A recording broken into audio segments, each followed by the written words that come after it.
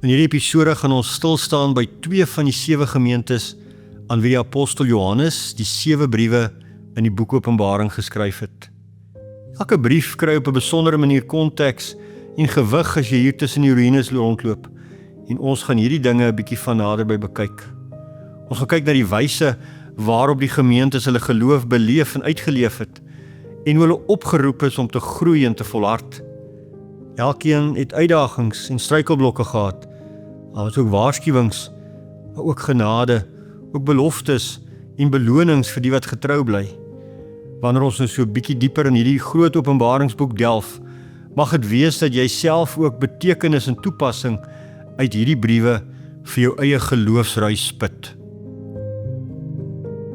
The 7 churches actually, they are all located in the western side of Turkey. They are more or less 30 kilometers from each other if you go straight line. And they are mostly in walking distance. They are mentioned in the book of Revelation of John. You know, when he came back from Patmos, and he came with the book, and in that book they are all mentioned. Each of them has a certain specific regional importance, and in each of these letters we have the idea that you can only understand the depth of the letter if you are there physically, if you have been there.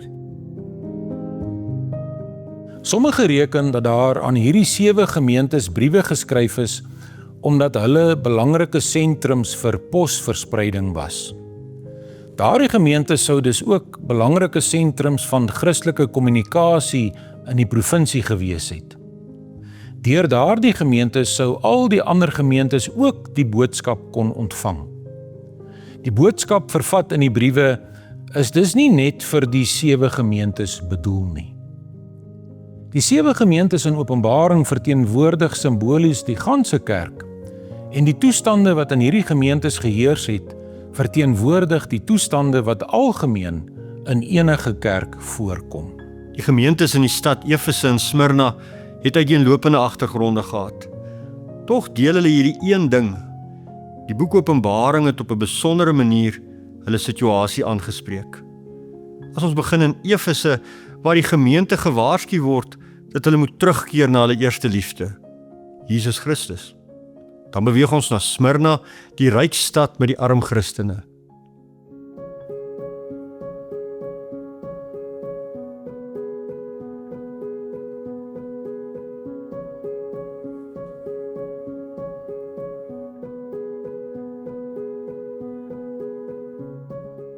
As ons hier by die strand staan van die Egeiese See, dan is ons so 6 kilometer van die ingang van die 3de Efese. Die Efese wat ons van lees in die skrif. So 80 kilometer agter ons is die eiland Patmos. En van daardie eiland Patmos het die pos aangekom by die 7 gemeentes van Openbaring. God self wat hom in hierdie briewe openbaar aan sy gemeentes, die 7 gemeentes van Klein-Asië, en God wat deur hulle 'n boodskap gee aan die kerk van alle eeue. Die gemeente in Efese word geprys vir hulle volharding en lydsaamheid vir die 40 jaar wat hulle as gemeente op daardie punt reeds bestaan het. In die brief word daar gesê dat hulle in 'n stryd gewikkel was teen dwaalleraars. Die waarheid en die gesonde leer was dus vir hulle baie belangrik. Hulle het verskeie valse leraars ontmasker deur hulle lewe en leer onder die vergrootglas te plaas. Die groot vraag was egter, stem hulle leer en hulle lewe ooreen met die gesonde leer soos wat die apostels van die Here dit verkondig het? Die boek Spreuke leer ons dat kennis begin met die dien van die Here. Maar wat is wysheid? Want wysheid in die oë van die mense is soms dwaasheid voor God, en dwaasheid vir die mense is soms wysheid voor God. In die 7 briewe aan die 7 gemeentes in Openbaring lees ons so mooi hoe God vir sy gemeente sê om ware wysheid te hê. Kennis begin met die diens van die Here. Leef in sy lig. Wat lewend is noodwendig vir hom lewend nie. Wat wakker lyk is nie noodwendig vir hom wakker nie. Hy leer ons mooi in hierdie briewe aan die 7 gemeentes om met wysheid en kennis om te gaan met sy woord en die lewe van gemeentes. Hierdie stryd teen die dwaalleer en vir leersuiwerheid was nie iets wat net by geleentheid gebeur het nie. Hulle het deurlopend en met toewyding daaraan aandag gegee. Die gevolg was dat hulle die werke van die Nikolaïte gehaat het. Openbaring 2 vers 6 verwys daarna. Ons gaan egter by Pergamus 'n bietjie meer in diepte hierop ingaan. Die leersuiwerheid en volharding van die kerk is vir God belangrik. Die Here maak in sy woord baie duidelik. Die Here verwag van sy kerk om moedig enige dwaalleer en dwaallewe te staan.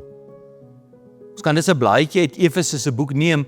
Die kerk moet standpunt inneem teen die onwaarhede oor God wat mense versprei. In Openbaring 2 vers 4 hoor ons die Christus koning se aanklag teen die gemeente. Maar ek het teen jou dat jy jou eerste liefde verlaat het. Al was daar 'n ywer vir die waarheid, was hulle harte dramaties anders as toe Paulus in Efesiërs 1 vers 15 oor hulle liefde vir al die heiliges geskryf het. Wat waarskynlik gebeur het, is dat die tweede geslag Christene in Efese hulle diep liefde en toewyding aan die Here verloor het.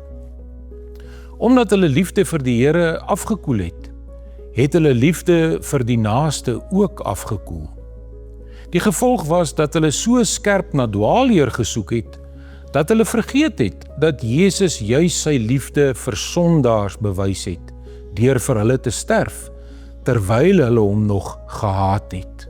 Romeine 5 vers 8.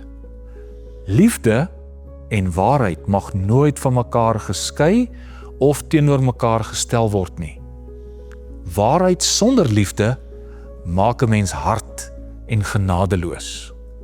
Liefde sonder waarheid maak dat ons dinge wat God haat en vir mense skadelik is, begin goed praat. Bybelse liefde sal altyd maak dat gelowiges bekommerd is oor sondaars wat van God vervreem is.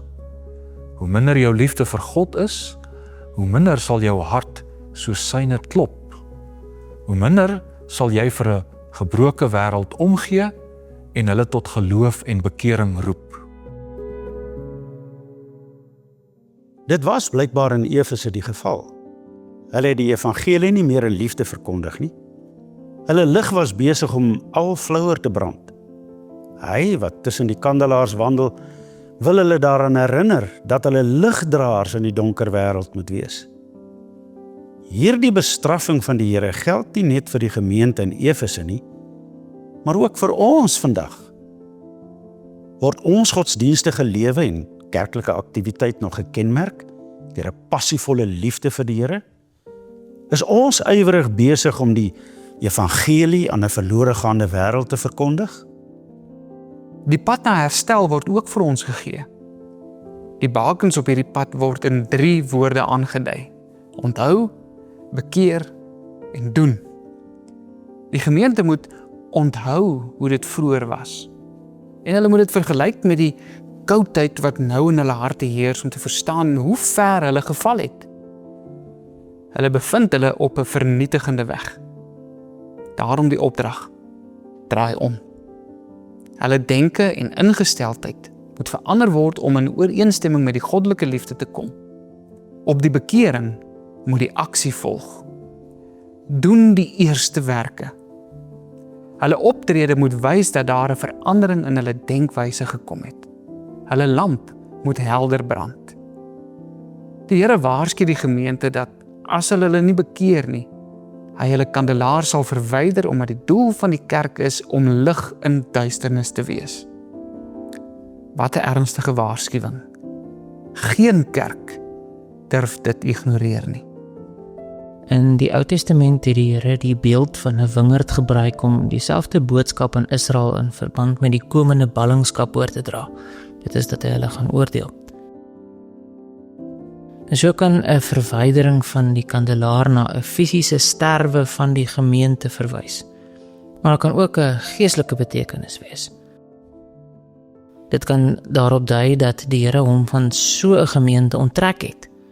Die gemeente hou nog erediens, lees, sing en bid, maar die Here is nie meer daar nie. Hy het sy lig verwyder. Die stad Efese was 'n donker stad. Dit is daarom dat die Here, as hy die 7 briewe aan die 7 gemeentes stuur, vir hierdie gemeentes sê dat hy die lig van hulle plek gaan wegvat. want hulle wandel nie in die lig soos hulle behoort te doen nie. Hulle het hulle eerste liefde verlaat. In hierdie stad die gewoonte en die gebruik gehad om altyd vuur te hê, altyd lig. Hulle het geglo dat hierdie stad van afgode en afgodery, hierdie stad van 12 poorte, is eintlik een heilige stad, maar dit was een onheilige stad in die oë van God. Hulle het hulle eerste liefde verlaat en dan sê God vir hulle, ek gaan julle lig van sy plek af wegvat. Dit het toe gebeur. Vir baie eeue was hier geen kerk in Efese meer nie. En die rede, hulle het hulle eerste liefde verlaat.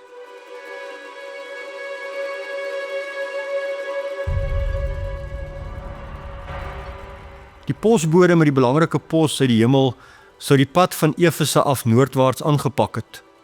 Ongeveer 56 km verder sou hy by die groot en die welgestelde stad Smyrna aangekom het, waar hy die tweede brief moes aflewer. Smyrna het Efese en Milete opgevolg as die belangrikste hawe aan die Egeïese kus. Anders as Efese wat tans net 'n ruïne is, bestaan Smyrna vandag nog. Dit staan bekend as Izmir en is die hoofstad van Anatolië met 'n inwonertal van ongeveer 200.000. Verskeie ou geboue is in 1922 deur 'n aardbewing en daarna tydens die onafhanklikheidsoorloë vernietig en net die Romeinse mark het relatief behoue gebly. Die woorde wat dood was en lewend geword het, was in 'n sekere sin ook op die stad Smyrna van toepassing. Dit is 3 keer verwoes waarna dit herbou moes word. Die laaste keer het die herstel op bevel van Alexander die Grote in 290 voor Christus plaasgevind. In die eerste eeu na Christus was die stad 'n juweel onder die stede van Klein-Asië. Smyrna is so teen 'n heuwel gebou met die gevolg dat daar altyd 'n koel windjie gewaai het. Die stad was ook mooi reghoekig uitgelê en die strate was breed en gelyk. Die weelde en die rykdom van die stad was oral sigbaar gewees. Behalwe dat Smyrna een van 3 eindpunte van die syroete was die stad ook bekend vir sy mediese skole, universiteite en teaters. Daar was ook verskeie groot afgodstempels in die stad. Smyrna het selfs 'n eie geldeenheid gehad waarop gestaan het dat Efesia, die godin, die eerste in grootte en skoonheid was. Ons het geen idee wanneer die gemeente in Smyrna ontstaan het nie. In alle waarskynlikheid was dit juis gedurende die tyd dat Paulus in Efese gearbei het. Hoewel die stad groot welvaart beleef het, blyk dit dat die gemeente baie arm was. Soos iemand tereg gesê het, dis al erg genoeg om met armoede saam te leef in 'n omgewing waar armoede hoogtyd vier. Hierdie gemeente moes egter met armoede worstel in 'n omgewing wat gekenmerk is deur oorvloed en weelde. In elkeen van die briewe kom openbaar Jesus Christus homself op so 'n manier dat die gemeente 'n faset van hom kan sien wat hulle nodig gehad het om herinner aan te word. Aan die liefdelose Efese, wat nie meer 'n lig in die donker wêreld was nie, kom openbaar Christus homself as die een wat tussen die kandelare wandel, die een wat die mag het om die kandelaar te verwyder. Aan Smyrna kom openbaar homself as die eerste en die laaste, die een wat dood was en lewend geword het. Eerste en laaste dui daarop dat hy daar was voor enige iemand geskape is en dat hy steeds daar sal wees wanneer die laaste oordeel gevel en die laaste vyand onderwerp is. Hy is nie 'n slagoffer van omstandighede en tyd nie. Hy is die oue van dae. Die een met wit hare is steeds die een wat met krag regeer. Wat dood was en wat lewe, herinner ons daaraan dat hy wat eerste en laaste is, ook intiem bekend is met ons probleme en dat hy oorwinning behaal het. Dat dit wat vir ons finaal voel, nie die laaste sê oor hom het nie. En dat hy wat oorwin het, ook die oorwinning vir ons sal behaal. Dit was belangrik dat Smyrna herinner moes word aan wie hulle aanbid. Want al was hulle situasie reeds moeilik, sou hulle binnekort met die lelikste wat hierdie wêreld kon bied, gekonfronteer word. Die Romeinse owerheid het gepoog om die verskeidenheid van volkere in die ryk saam te snoer deur almal op 'n duidelike manier aan Rome te verbind. Maar ook deur aan almal meer ontsag vir Rome te gee. Dit het uiteindelik gestalte gekry in die vorm van keiseraanbidding wat onder Domitianus in 81 tot 96 na Christus verpligtend geword het. Weens verskeie redes was die Jode grootliks hiervan kwytgeskeld. Aanvanklik het die Romeine die Christene as 'n Joodse sekte beskou. Daarom het hulle dieselfde vrystelling as die Jode geniet. Maar later het daar 'n duidelike breuk tussen die Jode en die Christene gekom en toe het die Romeine van hulle verwag om soos die res aan die keiser te offer. Uiteindelik het dit vir Christene 'n groot probleem veroorsaak. En is hulle wreed vervolg omdat hulle geweier het om te bely dat die keiser Here is. Smyrna was een stad waar hierdie vervolging uiters fel was. Die Jode het die Christene belaster. Hulle het die Christene byvoorbeeld van kannibalisme beskuldig. Na aanleiding van die instellingswoorde van die nagmaal, dit is my liggaam en dit is my bloed, in Matteus 26 vers 26 en vers 28. Die Jode het dit ook dikwels onder die Romeinse owerheid se aandag gebring dat die Christene 'n ander koning as die Romeinse keiser aanbid. Hierdie gedrag het die kerkvader Tertullianus daartoe gebring om te sê die Joodse sinagoges is die bron van vervolging. Tog maak Johannes dit duidelik dat die duiwel self agter die vervolging sit. Hy wat alles sien, sê vir die gemeente, ek ken jou armoede, maar jy is ryk. Openbaring 2 vers 9. Loyaliteit teenoor die Romeinse ryk, soos dit sigbaar was in die aanbidding van die keiser, het groot finansiële voordele meegebring. Dit was byna onmoontlik om deel te neem aan die openbare lewe van die stad sonder om by die keiserkultus betrokke te raak nie. As gevolg van hulle weiering om die keiser te aanbid en daarmee saam die lastering van die Jode, is die Christene van die ekonomiese bedrywighede van die stad uitgesluit.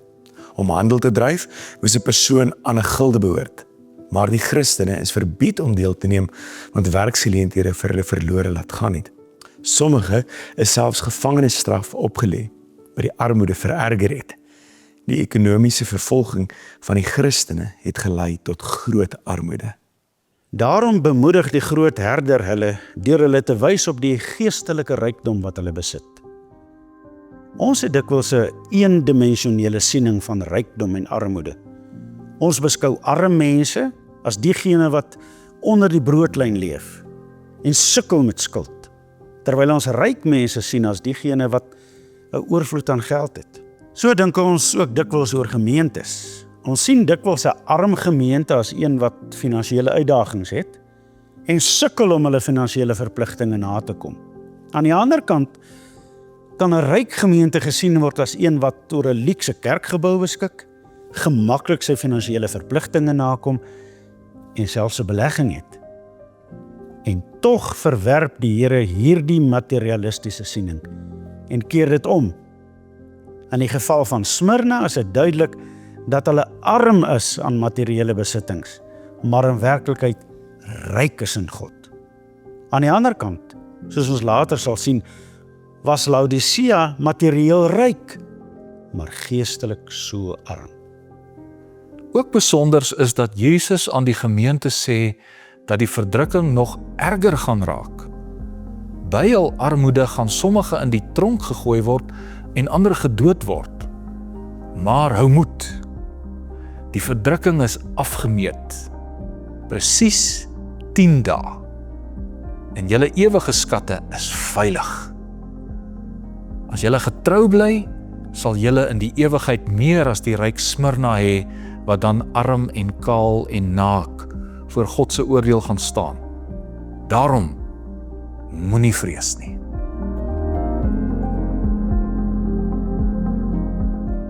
Gemeente van Smyrna, die moderne Izmir, 'n gemeente wat vervolging geken het tot in sy wreedste sin van die woord.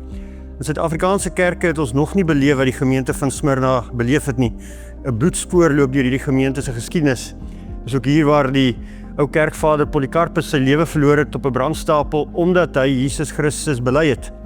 Dit is ook hier waar Christus hom aan die gemeente openbaar as die een wat dood was en lewend geword het, die een wat werklik die dood oorwin het. In daardie een sinnetjie kry mens die hele evangelie, die een wat dood was en lewend geword het. Die gemeente hoor dat as hulle getrou bly, sal hulle die tweede dood nie ingaan nie. Die gemeente van Smyrna se vervolging, 'n voorbeeld vir ons tyd, mense wat vas staan in die geloof, Christus wat aan hulle toeskryf, julle is ryk, skatryk.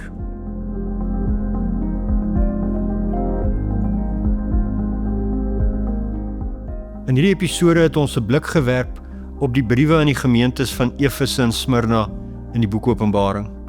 Ons het gesien hoe Jesus Christus homself openbaar en spesifieke boodskappe vir elke gemeente het.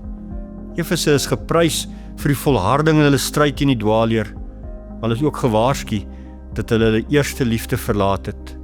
Smyrna aan die ander kant is bemoedig in hulle verdrukking en armoede, en hulle word aangemoedig om vol moed te bly te midde van toenemende vervolging. Hierdie twee briewe was aan die kerk van die eerste eeu geskryf, maar hulle het ook 'n boodskap vir ons vandag.